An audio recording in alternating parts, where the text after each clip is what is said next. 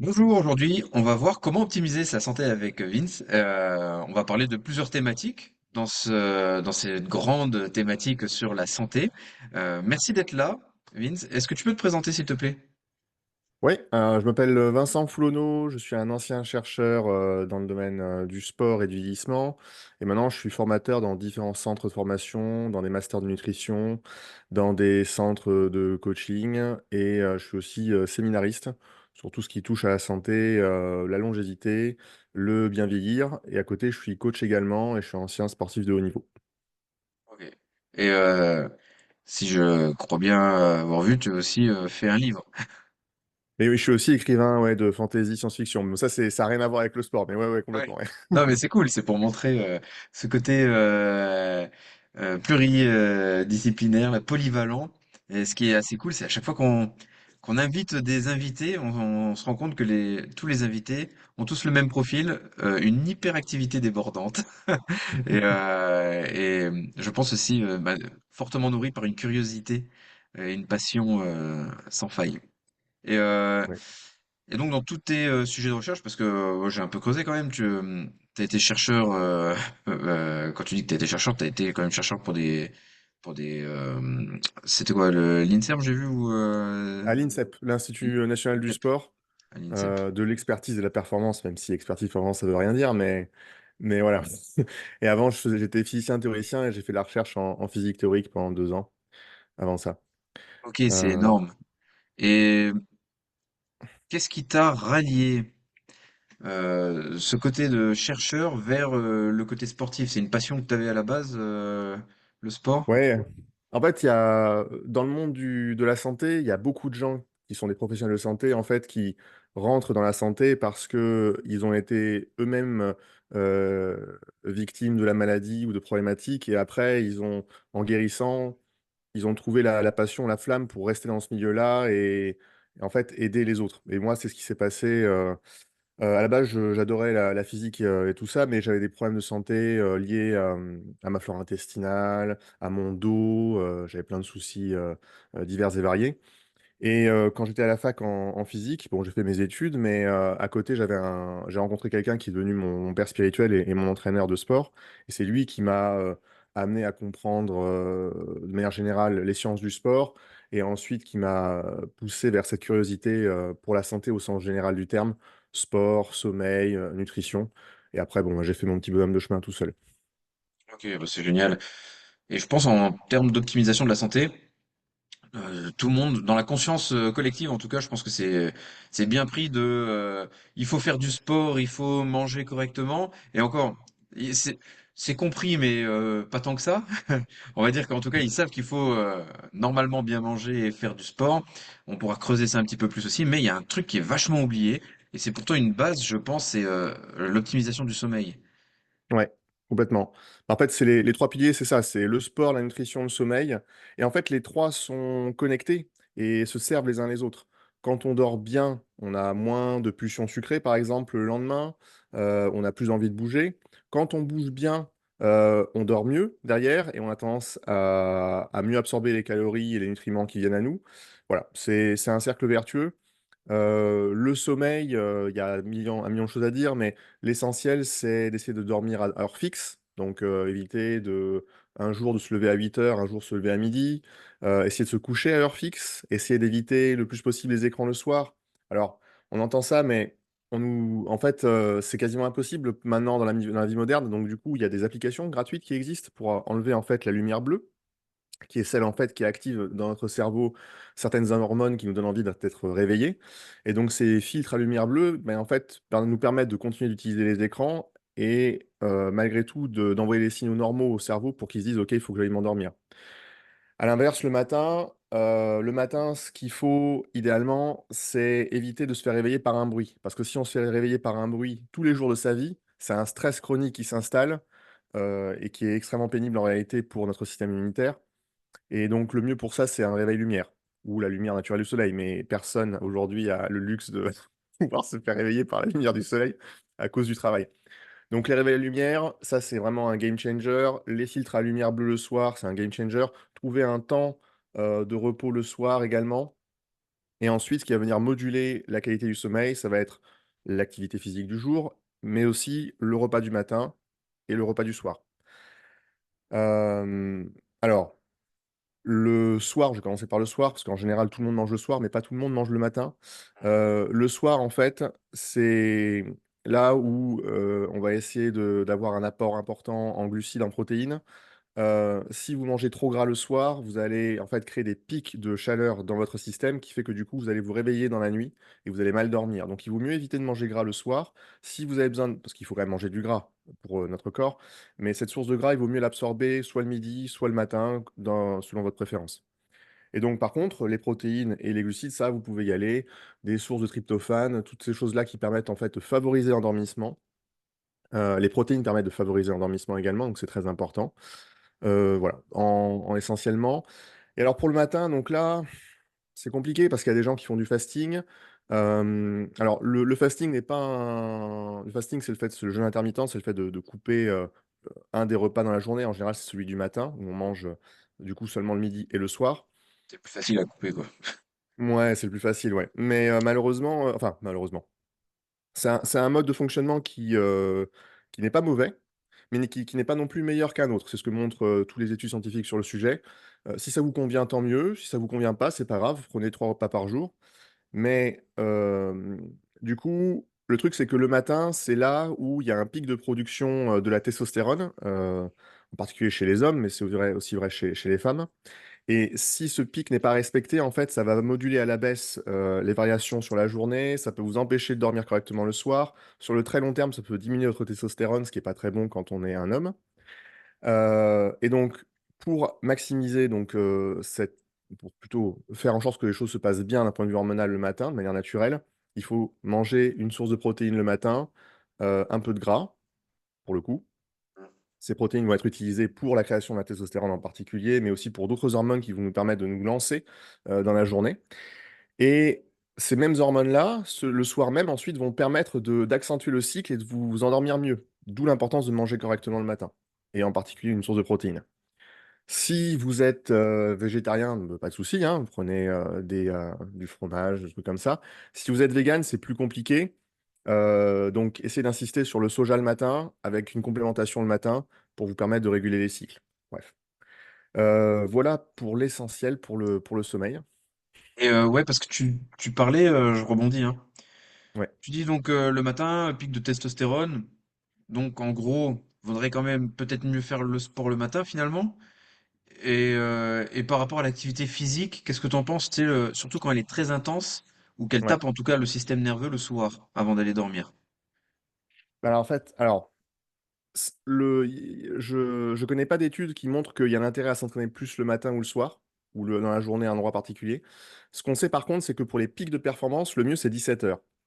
La raison fondamentale, c'est parce que en fait, nos mitochondries, le réseau mitochondrial qu'il y a dans nos cellules, soit il est totalement connecté, ça c'est le matin, parce qu'en fait, ça fait des espèces de tubules, des espèces de tuyaux mitochondriaux qui vont permettre de produire la testostérone, notamment d'ailleurs. Ça c'est pour la partie des testicules, mais qui vont permettre de créer des métabolites pardon, utiles pour le reste de la journée. Tandis que vers 17 heures, chaque mitochondrie en fait sont séparées, donc elles sont scindées entre guillemets. Et il s'avère que dans cette disposition particulière, l'absorption de l'oxygène est maximale. Et donc du coup, bah, derrière, la VO2 max est maximale. Et donc les performances sont meilleures aux alentours de 17-18 heures en fonction des gens. Mais il n'y a pas d'horaire sinon spécifique pour la santé qui soit meilleur qu'un autre pour s'entraîner. Juste s'entraîner, c'est suffisant. Déjà bien, ouais. Par contre, pour ce qui touche à l'activité physique le soir, il faut faire attention. Il ne faut pas faire attention à cause de la nature de l'activité physique, il faut plus faire attention par rapport au système nerveux, au système central et à la stimulation du nerf vague. Le nerf vague, c'est un nerf qui connecte donc votre cerveau à vos muscles, mais aussi à votre système digestif.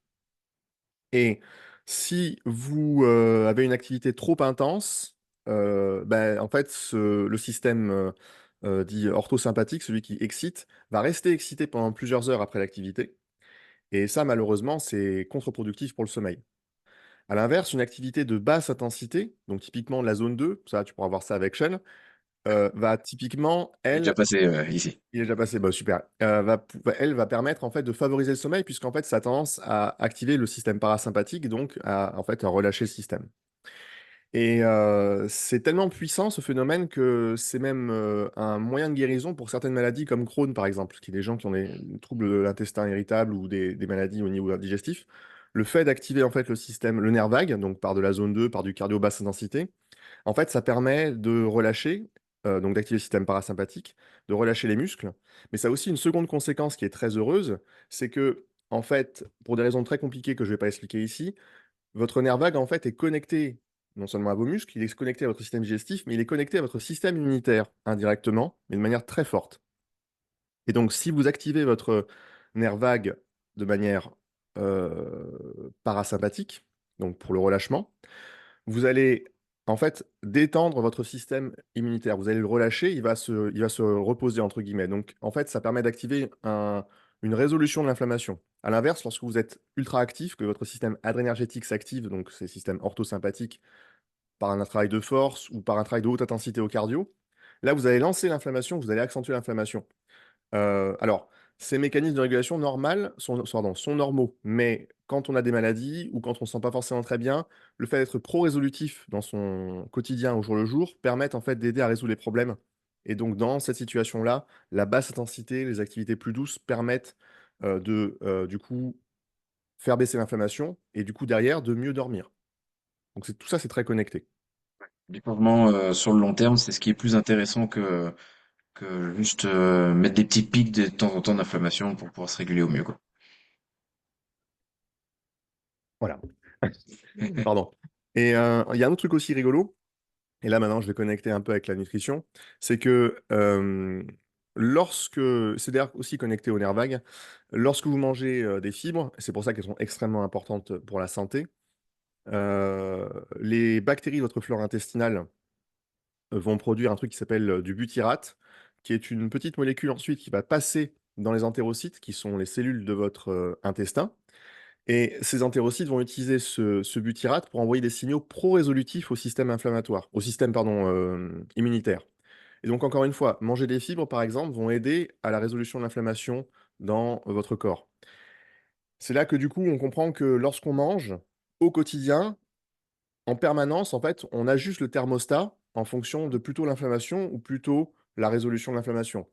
Si vous êtes tout le temps dans l'inflammation, à manger des McDo, à manger sucré, ce genre de choses, en fait, vous allez fatiguer votre système.